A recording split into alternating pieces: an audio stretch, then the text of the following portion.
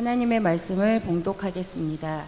예수께서 세례를 받으시고 곧 물에서 올라오실새 하늘이 열리고 하나님의 성령이 비둘기 같이 내려 자기 위에 임하심을 보시더니 하늘로부터 소리가 있어 말씀하시되 이는 내 사랑하는 아들이요 내 기뻐하는 자라 하시니라. 아멘. 오늘 이 말씀을 통해 세례와 성찬의 의미, 특별히 그리스도인은 어떤 사람들인가 하는 말씀을 나눠보고자 합니다. 예수님께서 공생애를 시작하기 바로 직전에 두 가지 매우 중요한 사건이 마태복음 3장에 보면 예수님께서 요단강에서 세례 요한에게 세례를 받는 장면입니다. 여기서 오늘 매우 중요한 말씀은 저희가 읽은 16절 17절에 하늘로부터 나는 소리인데 너는 내 사랑하는 아들, 내가 너를 기뻐한단다 하는 음성을 예수님께서 세례 받을 때 듣습니다. 세례 이후에 예수님께서는 광야로 이끌려 가시는데 광야에서 40일 기도하시고 금식하시면서 세 가지 시험을 저희가 예수님께서 맞이하십니다. 이 시험의 핵심은 내가 만일 하나님의 아들이거든 돌들을 떡으로 만들어라, 내가 만일 하나님의 아들이거든 성전에서 뛰어내려라 하는 이 시험이었습니다. 그러니까 저희가 흔히 세상을 살아가면서 여러 가지 시험이 있다, 마귀의 시험이다 이렇게 표현하는데 가장 근본적인 시험은 오늘 성경이 저에게 보여주는 것은 너가 하나님의 자녀라면 이렇게 해야 한다, 당신이 하나님의 사랑받는 자라면 이렇게 해야 한다는 자기 증명을 요구받는 것입니다. 자기 증명을 요구받습니다. 여러분은 여러분의 삶을 또 여러분의 삶의 자리에서 나는 괜찮은 사람, 나는 충분한 사람 이런 생각이 좀 드신가요? 여러분은 좀 괜찮으신 분인가요? 좀 충분하다는 생각이 든가요? 실제로 저희가 네, 저는 충분히 괜찮은 사람입니다 이렇게 대답하기가 쉽지가 않죠. 특히 저희 부모님들 이렇게 보면 자녀들의 문제가 있거나 자녀들이 어려움이 있으면 취업이나 질병이나 아니면 건강의 문제건 삶의 문제가 닥치면 내가 뭘 잘못했을까, 내가 참 부족하다, 내가 잘못해서 내 아이가 그렇구나 이렇게들 이야기하시죠. 제 가족 중에도 그렇게 이야기하는 가족 제가 이야기를 듣습니다. 물론 여러분에게도 듣습니다. 어떻게 보면 매우 자연스러운 이야기 같지만 그 밑에 무엇이 있을까요? 여러분이 직장 생활하면서 이제 이렇게 승진해야 되는데 승진에 실패했다거나 또 어떤 경쟁에서 이루지 못했을 때 여러분 마음에 어떤 실패감, 패배감이 찾아오면서 나는 참 부족한 사람, 내가 왜 이럴까, 내가 왜 이 정도밖에 되지 않을까, 그런 음성 안에서 들려오지 않는가요? 신앙생활은 어떻습니까?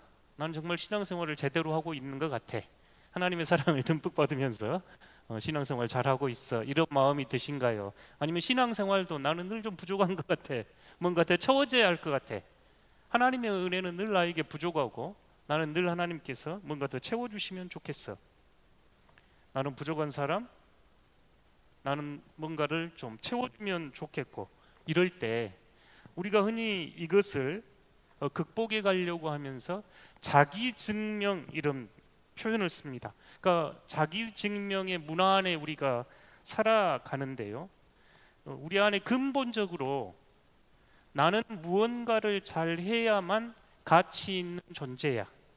학생 같으면 나는 공부를 잘해야 가치 있는 존재야. 직장에서는 승진을 해야, 교회에서는 뭔가 직분을 가져야, 내가 그럴 때 사랑받고 의미 있고 가치 있는 존재야 하는 이야기가 우리 문화 속에, 우리 삶 속에 끊임없이 들려옵니다. 학창 시절 여러분 어쩌셨는가요? 성적표가 그랬죠. 제가 이 지역에서 학교를 다닐 때는 저희가 그 학교가 비평준화여가 점수에 따라 학교를 갔습니다. 그래서 성적이 좋은 학생들이 가는 학교를 다니면 마치 그 학생이 괜찮은 것처럼, 그곳을 가지 못하는 학생들은 마치 자신이 실패한 것처럼 패배자가 된 것 같은 그런 기억 가지고 계시지 않는가요? 어른이 돼도 마찬가지입니다. 직업이나 연봉, 사회적 위치, 심지어 사는 동네까지도, 저쪽 우리 순천도 그러죠. 저쪽 위쪽하고 어디 초등학교 그 학생들 문제, 그 지역에 살면 마치 자신이 좀 더 좋은 존재인 것처럼, 교회에서도 직분이 그렇습니다. 교회 직분이 마치 자신을 좀 더 나은 존재로 증명하는 것처럼 그런 세대에 살아가고 있지. 이 세계에서 가장 큰 비극은 학교에서는 친구가 경쟁자가 되고 교회 공동체 안에서도 함께 신앙생활하는 이들이 경쟁자가 됩니다. 그러니까 직장 생활을 하건 사회생활을 하건 동료가 잘 되고 승진을 하면 기뻐해야 하는데 기뻐하지 못합니다. 친구의 자녀가 좋은 대학을 갔다 그러면 마음이 편치 않죠. 이 자기 증명의 세계에 살기 때문입니다. 이 자기 증명의 깊은 뿌리에는 나는 충분하지 않아, I am not enough, 좀 다른 말로 해보면 당신은, 나는 사랑받고 싶고 인정받고 싶은데 만약 당신이 나의 진짜 모습을 알면 당신은 나를 사랑해 주지 않을 거야, 나를 인정해 주지 않을 거야. I am not enough, 겸손의 언어가 아닙니다. 영혼 깊은 곳에서 나는 더 사랑을 받고 싶어요, 나는 당신에게 더 인정받고 싶어요. 그래서 당신의 사랑을 얻기 위해서 나는 뭔가를 열심히 할 겁니다. 제가 초등학생이 됐든 어린 아이들이 됐든 또 대학생이 됐든 성인이 됐든 공부하는 교실에서 보면 모든 학생들은 선생님의 사랑을 그렇게 받고 싶어 합니다. 그 사랑에 받는 방식이 뭐 성적이 됐건 품행이 우수하여 우수상을 받건 내가 뭔가를 해서 이루었을 때 사랑을 받고 있다고 느껴지고 그렇게 여기며 살아가는 세상입니다. 있는 그대로의 나의 모습은 너무나 보잘것없고 형편없어서 당신이 나를 그렇게 사랑해 주지 않을 것 같아요. 그래서 나는 뭔가 성적이 됐건 성취가 됐건 업적이 됐건 재물이 됐건 더 바꾸고 고치고 노력하겠습니다. 얼굴도 고치고 몸매도 고치고. 왜 그럴까요? 이 뿌리에는 뭐가 있을까요? 사회심리학자 브레네 브라운은 이걸 수치심의 언어라고 얘기합니다. 수치심. 성적이 좋지 못하면 성적이 안 좋을 수 있죠. 그런데 마치 성적이 좀 나쁘다고 그 학생이 나쁜 학생, 나는 성적이 좀 좋지 않아요. 그런데 나는 어떻게 생각하냐면 나는 나쁜 학생이야. 왜? 성적이 안 좋으니까. 내가 부족하고 결핍하고 채워지지 않아서 사랑받고 인정받을 수 없다고 살아갑니다. 우리 삶의 자리가 그러지 않는가요? 성적이 됐건 재물이 됐건 외적 조건이 됐건 현대 사회 안에서도 그렇죠. 재물이 많으면 잘 사는 건가요? 여러분, 저 사람 잘 산다 그러면 가장 먼저 어떤 무엇 가졌을 때 그 사람 잘 산다 이런가요? 재물이죠. 재물이 없으면 못 사는 건가요? 논리는 단순합니다. 내가 재물이 됐건 성적이 됐건 외모가 됐건 그것을 증명하면 인정받고 사랑받을 수 있다. 그래서 더 열심히 학생은 공부해야 되고 부모는 더 좋은 부모가 되려고 노력을 해야 하고 성도들은 더 좋은 성도가 되기 위해서 애를 쓰고자 합니다. 그런데 이 논리는 결코 우리를 목적지에 도달하지 못하게 합니다. 설령 성적이 좋아도 요새 순천 지역에 그 지방선거를 앞두고 고등학교 이름들이 오르내리는데 그 고등학교 중에 한 곳을 제가 나왔잖아요. 고등학교를 갔더니 소위 이제 동부 육군에서 공부한다는 친구들이 다 모였습니다. 가서 보니까요, 이제 저는 그냥 보통이 된 거야. 잘한다고 여겼는데 60명 중에 한 30등 정도 했습니다. 인정도 못 받아, 취급도 못 받아. 아니, 그 당시에 그렇게 여겼다. 선생님들이 그랬던 뜻이 아니고, 그 학교에서 제일 중요한 건 서울대 가는 학생이었습니다. 학생들도 알았어요. 그 반에서 서울대를 몇 명을 보내면 선생님이 얼마의 보너스를 받는다. 저희들이 안 내용이었어요. 서울대를 가야 좋은 학생, 서울대를 가지 못하면 뭐 지금은 연고대 막 이렇게 쳐줍니다만, 저희가 그 학교를 다닐 때는 쳐주지도 않았어요. 서울대만 학교입니다. 여러분도 그러셨죠? 서울대 가면 또 어쩐가요? 끝인가요? 서울대나 아니면 좋은 대학에 가면 끝인가요? 취업하기 위해서 무던히 했습니다. 취업하면 끝이었던가요? 취업하면 이제 임원이 돼야죠. 승진해야죠. 이 싸움은 끝없는 경쟁 속에서 결코 해방될 수가 없습니다.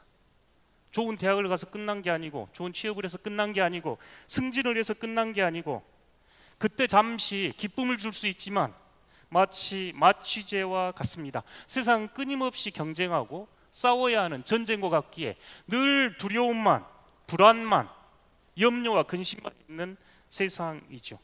실패하면 그 자리에서 깊은 패배감을 맛보면서 나는 왜 이것밖에 안 되는 존재인가?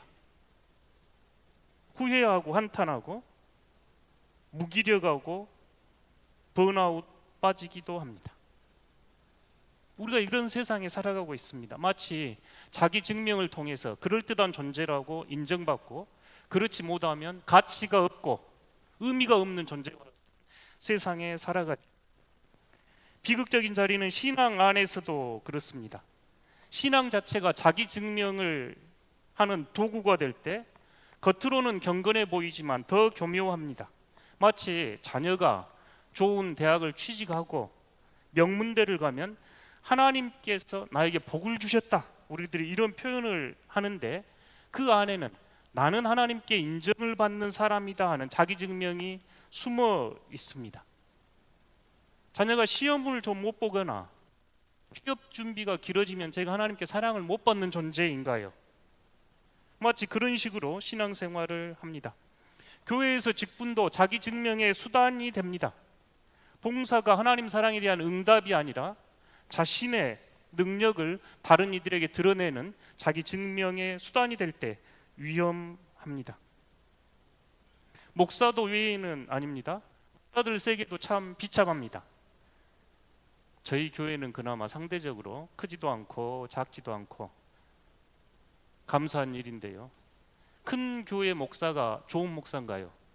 큰 교회 목사가 능력 있는 목사인가요? 작은 교회 목사가 능력이 없고 부족한 사람들인가요? 여러분도 그렇게 여기신가요? 비참하죠. 목사들마저 성도의 숫자가 교회의 재정이, 교회의 영향력이 마치 자신의 신분인 것처럼, 대형교회 목사가 존경할 만합니까? 교회가 작다고 존경 못 받을 이유가 있는가요? 그런 세상에 살아갈 때 목사들이 자유가 있겠습니까? 자기를 증명해야 하고 끊임없이 뭔가를 벌려야 하고 자신의 성과를 드러내야 하고 타인의 인정에 매달릴 때 목회가 자유로울 수가 있겠는가요? 그래서 종교개혁가 루터는 죄를 자기 안으로 굽은 마음, 자기 안으로 굽어가지고 하나님을 향해서 타인을 향해서 이렇게 열려 있어야 되는데 계속 자기 안으로 굽어 있습니다. 자기를 증명해야 돼요. 자기를 드러내야 돼요. 그러니 자기가 가진 시간, 자기가 가진 에너지, 심지어 경건해 보이는 일까지도 자기를 꾸며서 드러내기 위한 것이다 보니 이것을 루터는 죄라고 명명을 합니다. 자기 안으로 굽은 마음, 타인의 인정과 사랑받음에 목말라서 그거에 이루어지지 않으면 서운하고 불만스럽고 원망스럽습니다. 이 악순환은 끝이 없습니다. 저는 부족하기에 그걸 증명하기 위해서 더 열심히 뭔가를 합니다.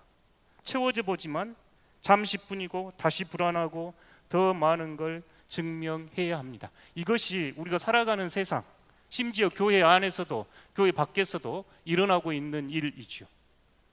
그런데 복음은 어떻습니까?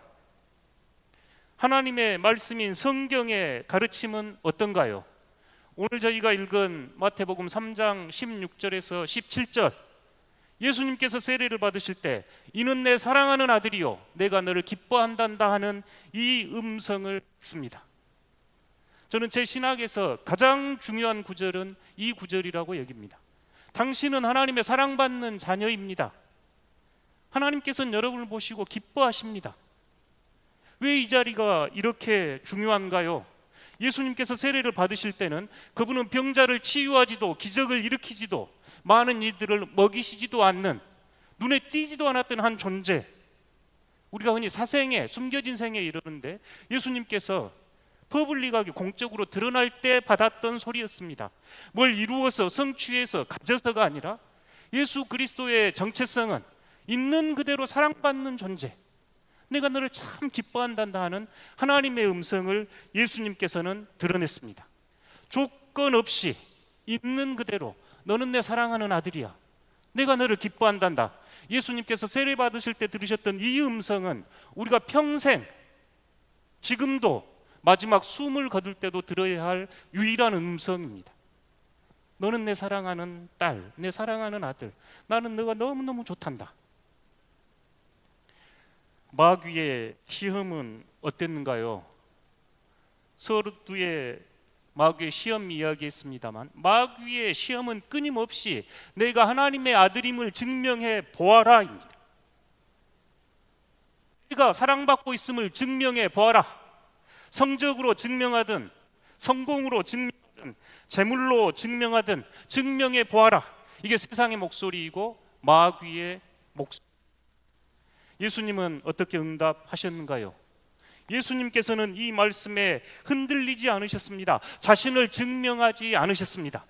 돌을 떡으로 만들지도 않으셨고 성전 위에서 밑으로 떨어내리지도 않았습니다. 이것이 복음입니다. 세상은 끊임없이 여러분 충분하지 않아, 너는 더 해야 사랑받을 수 있어, 너는 더 해야 하나님의 자녀야, 이렇게 이야기할 때 복음은 아닙니다. 여러분은 이미 사랑받는 자, 충분한 사람들입니다. 하나님께서는 있는 그대로 기뻐합니다. 일쓰지 않아도 됩니다. 하나님께서 먼저 우리를 사랑하셔서 예수님을 보내셨기 때문입니다. 여러분, 세상의 논리에 따라 사시겠습니까? 복음의 논리에 따라 살아가시겠습니까? 세상은 끊임없이 우리가 뭔가 행위를 해야 가치 있는 존재가 되고, 그런 가치 있는 존재가 되어야 사랑받는다, 인정받는다, 이렇게 이야기합니다. 그러나 복음은 그렇지 않습니다.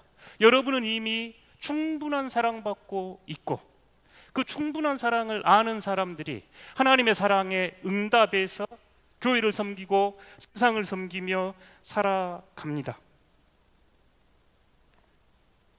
여러분, 어느 길을 택하고 싶으신가요? 어느 복음을 받아들이고 싶으신가요? 세상의 이야기에 따라 그렇게 살아가고 싶으신가요? 아니면 예수님의 복음에 따라 살아가고 싶으신가요? 하나님의 사랑받는 자, 여전히 깨졌지만, 여전히 부족하지만, 여전히 아픔이 많지만, 여전히 슬픔도 많지만, 그렇지만 나는 이미 사랑받는 존재입니다. 증명할 필요도 없고, 다른 외적인 재물로든 성취로든 업적으로든 내세우지 않아도 됩니다. 있는 그대로 지금 이 자리에서 여러분은 하나님의 충분한 사랑을 받고 있습니다. 예수님의 복음의 능력입니다. 우리가 이 복음 안에 살 때 일과 사역의 동력이 바뀝니다. 자기 증명을 위해 사는 사람들은 깊은 두려움에 뿌리를 두고 살아갑니다. 그러나 복음 안에 사는 사람은 감사로 응답하고자 합니다. 같은 일을 하여도, 같은 봉사를 하여도 자기를 증명하고 드러내기 위해 사는 것과 하나님의 사랑에 응답하기 위해서 사랑에 뿌리를 두고 살아가는 일은 천차만별이겠지요. 실패를 대하는 방식도 다릅니다. 세상의 논리에 따라 살아갈 때 내 실패는 좌절과 절망을 낳지만, 하나님의 사람은 실패할지라도 배움의 기회로 삼고 하나님께 더 가까이 다가갈 수 있습니다. 관계도 다릅니다. 세상에 질서 사는 사람은 끊임없이 경쟁하고 질투하고 시기하고 원망할지라도 안에 사는 사람은 하나님의 사랑받는 자녀로, 형제와 자매로 함께 살아갈 수 있습니다. 그리스도의 복음이 이렇게 선포됐습니다. 그러나 현실은 여전히 녹록하지 않지요. 여전히 수능 점수표는 내가 어떤 존재인가를 증명하는 것처럼 보이고, 회사는 끊임없는 실적을 요구하면서 저를 평가합니다.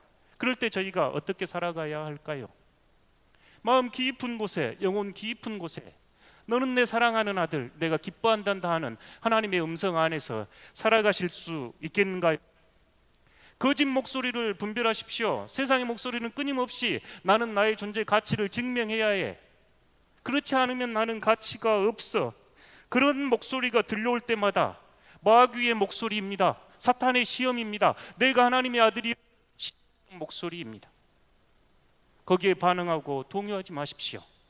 여러분의 참된 모습은 하나님 안에서 사랑받는 자이지, 여러분이 가진 재물이나 여러분이 가진 건강이나 여러분이 이룬 성과가 아닙니다. 하나님께서는 여러분을 있는 그대로 사랑하십니다. 그러니 매일 아침 매일 새롭게 선포하십시오. 나는 하나님의 사랑받는 자입니다. 나는 하나님의 사랑받는 자입니다. 그 여러분을 위해서 예수께서 이 땅에 오셨기 때문입니다. 마지막으로 교회 공동체도 달라져야 합니다. 교회는 자기 증명의 문화에 저항하는 공간이 되어야 합니다. 직분과 흥금과 봉사라인으로 서열이 매겨지지 않는 곳, 실패한 사람도 환영을 받는 곳, 있는 그대로의 모습으로 숨 쉴 수 있는 곳, 예수님께서 원하셨던 하나님 나라 공동체입니다. 사랑하는 덕신교회 성도 여러분, 저희가 세례를 받을 때, 오늘 또 세례를 기억하시는 여러분, 가장 중요한 음성은 너는 내 사랑하는 자녀, 내가 너를 기뻐한단다. 성찬에 떡이 들려지고 성찬에 참여할 때 그리스도께서 내 안에 계시고 그리스도께서 사랑받는 자였듯이 나도 사랑받는 자녀로 이 땅을 살아가니 증명하고 불안해하고 두려워하며 살지 않겠다는 축제가 되시기를 진심으로 기원합니다. 사랑하는 덕신교회 성도 여러분, 여러분은 하나님의 사랑받는 자녀입니다. 있는 그대로 내가 너를 기뻐한단다. 세례에 성찬에 참여할 때 이 음성이 들리는 복된 아침 되시기를 진심으로 기원합니다.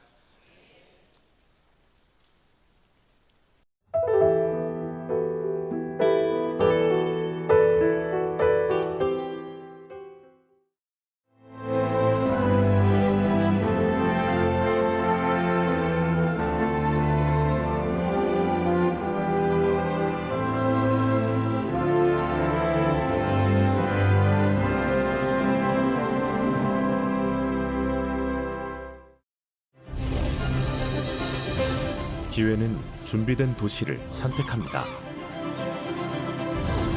대지엔 바이오, 반도체, 도심엔 문화, 하늘엔 우주. 대한민국 미래 산업의 새로운 가능성을 열어가는 곳. 격이 다른 도시, 순천입니다.